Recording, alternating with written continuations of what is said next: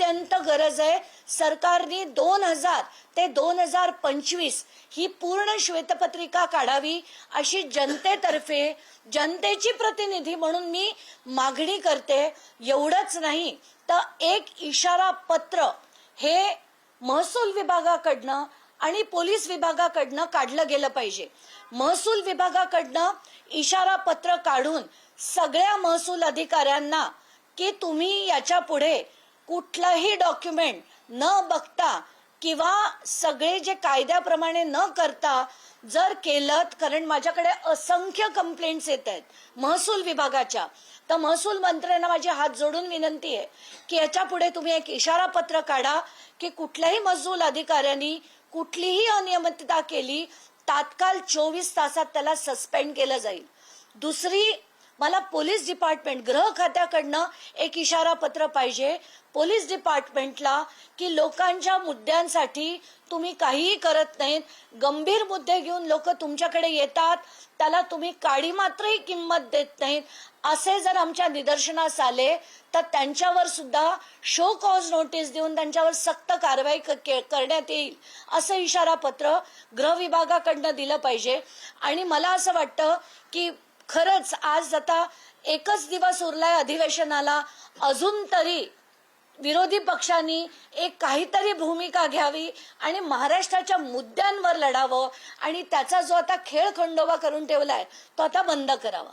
धन्यवाद. आरोप करत आहात, आपण बघतोय की सातत्याने नवनवीन खुलासे या प्रकरणामध्ये होत आहे, मात्र कारवाई जी आहे ती पार्थ पवार यांना सोडूनच होताना आपल्याला पाहायला मिळतंय. काल देखील आपण अनेक दिवसांपासून अधिवेशन सुरू आपण बघतोय, पार्थ पवारांच्या मुद्द्यावर विरोधक देखील शांत आहे. आता तुम्ही नेमकं कोर्टात जाण्याचं पाऊल उचलाल का? नाही, आता मी तर त्याची तयारी केलेलीच आहे, पण कोर्टात जाण्याच्या आधी कोर्ट म्हणतं की लिगल रेमेडी संपवा, म्हणून मी खारगे समिती पुढे 2दा सबमिशन केलेलं आहे. आताच्या घटकेला मी कालच रात्री 3रं सबमिशन करण्याची मागणी केली आहे. तर मी खारगे समिती पुढे माझं 3रं सबमिशन करणार आहे आणि त्यांनी जर काही केलं नाही तर माझी पिटिशनची कॉपी सुद्धा तयार आहे. सगळी माझी व्यवस्था झालेली आहे आणि मी कोर्टात मूव्ह करून या सगळ्यावर, आणि जसं मी म्हटलं मुख्यमंत्र्यांपासून, कारण पाठीशी घालण्याचं काम जर तुम्ही राजकारणासाठी केलं तर हे कदापि मी होऊ देणार नाही आणि मुख्यमंत्र्यांपासून सगळ्यांना कोर्टात खेचण्याची पाळी आता आलेली आहे. 2 महिन्यात जो आहे जे 21 कोटी आहेत या जमिनीचे ते भरायला सांगितलेले आहे आणि वरती जे व्याज आहे 1,47,00,000 2 महिन्यांचं ते देखील भरायला सांगितलेलं आहे. 21 कोटी आधी सांगितले, त्यानंतर 42 सांगितले, मग पुन्हा 21 सांगितले, पण हे 21 कोटी आम्हाला देता येणार नाहीत असं कळवून सुद्धा त्याच्यावर पुढे काहीच कारवाई झाली नाहीये. मी तर इंडस्ट्री मिनिस्ट्रीला सुद्धा विचारतेय की तुमचं एक खोटं LOI बनवून त्यांनी खोटं एक सेल डीड साठी ते वापरलं, याच्यावर सुद्धा FIR झाली नाहीये.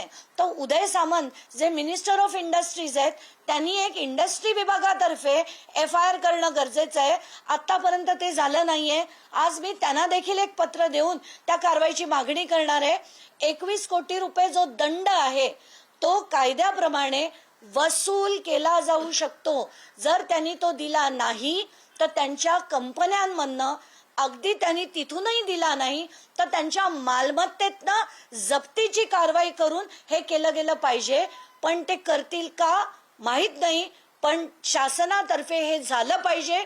नाहीतर मी ते कोर्टाची ऑर्डर आणून पार्थ पवारांच्या कंपनीकडनं नाहीतर त्यांच्या मालमत्तेतनं जप्तीची कारवाई आणून वसूल करून महाराष्ट्राच्या तिजोरीत घालणार आहे. ताई, आपण जर बघितलं शीतल तेजवानी हे पोलिसांची दिशाभूल करतात, त्यांच्यावर जो 300 कोटींचा आरोप आहे, हा व्यवहार जो आहे तो बँक खात्यामध्ये दिसत नाही. पोलिसांचं म्हणणं आहे की हा रोख रकमेतून झाला असेल. रोख रकमेत झाला की नाही हे पोलीस सांगू शकतील. त्यांनी 2 छापेमारी केली तिच्या 2 घरांवर, शीतल तेजवानीच्या 2ही घरांवर. तर आत्ताच्या घटकेला जर हा रोख रकमेचा